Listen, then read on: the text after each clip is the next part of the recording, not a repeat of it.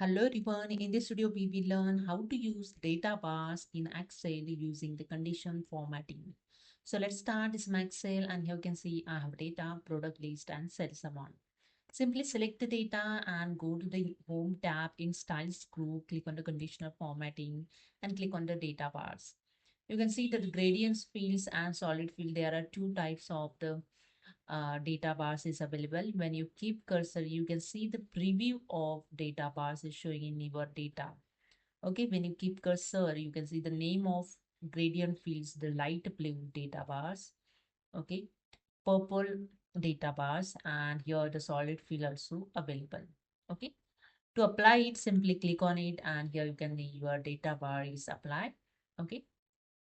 To remove this, simply select the column. Again, go to the conditional formatting and click on the clear rules. Clear rules from selected cell. Create the new formatting for data bar. Select the entire column and go to the home tab in styles group. Click on the conditional formatting.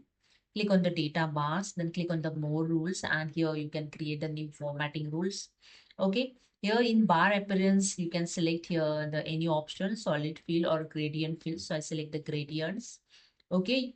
Click on this arrow and select the color those you want. So I select this one. You can check here the preview also.